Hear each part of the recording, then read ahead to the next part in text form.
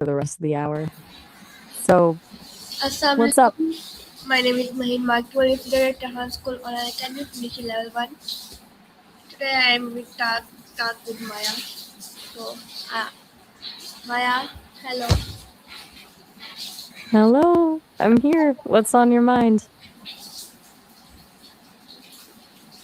I will ask uh, many questions for you. Please answer these questions. I'm all yours. Fire away. Okay. My first question is why do people use sound shh when they want someone to be quiet?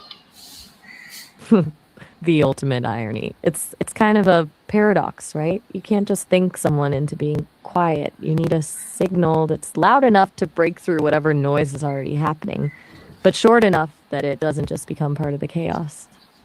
Hush is essentially the shortest, most efficient alarm clock for silence. Okay. Where do you Your think turn. the word shh originally come from? Let me check. It's actually kind of a mystery. There isn't one single eureka moment in history for it. It likely just evolved naturally because it's so easy to produce. The funny thing is that the shush sound shows up in tons of different languages when people want silence. Some people even think it might be an instinctual thing, like it mimics the sounds babies hear in the womb to soothe them. In English, we've been writing hush since around 1600, but the actual written shush didn't really show up until 1847.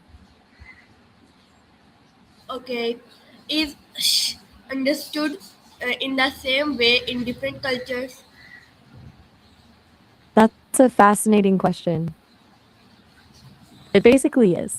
The actual sound is pretty much global.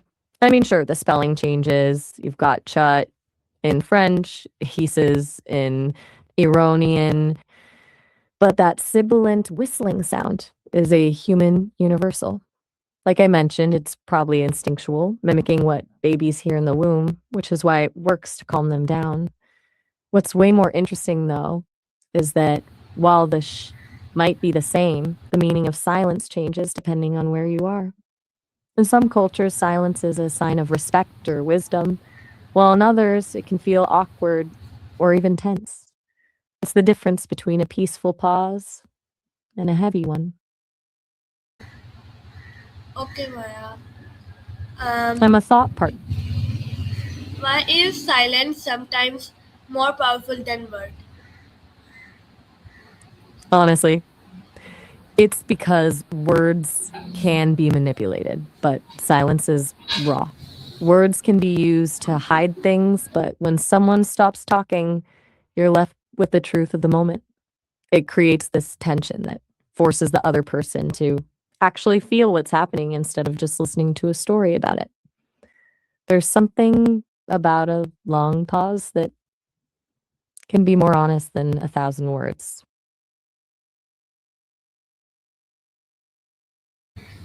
Okay. Okay.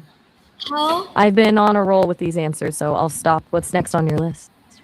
Okay. Yeah, just a figure of How speech. has Just how has the meaning of can how has I'll the stop for a meaning second. of changed over time?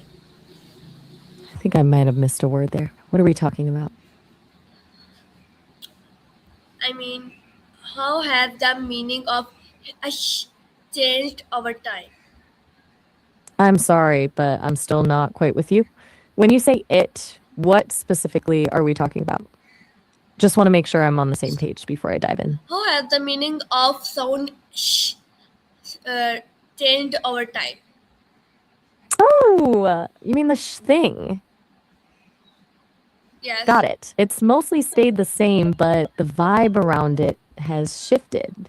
It used to be just a tool for peace and quiet, but now it's got more layers. It can signal a secret or even be used a bit more aggressively, like when people use it to shut someone down in a debate. It's weird how a sound meant to soothe babies can turn into a way to tell someone to get lost, right? Why do parents often use sound shh with children? That's the path of least resistance. It's basically white noise. For a kid, that sound acts like a sensory blanket that cuts through the chaos of their own excitement, helping them regulate their volume without the parent having to go into a full lecture on why the library needs to be quiet. Okay. Can sound communicate emotions other than a request for silence? Absolutely. It's all in the delivery.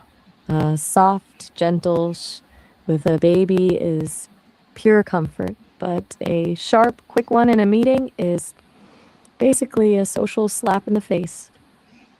Then you have that conspiratorial when you're about to tell someone a secret, which turns the silence into something exciting instead of restrictive. Can be a hug or a shutdown, all with the same sound. Okay, thank you, Maya. Anytime. I'm glad I could help you dive into the psychology of silence. That was a fun one. Okay, thank you. Bye. You're welcome. Talk soon.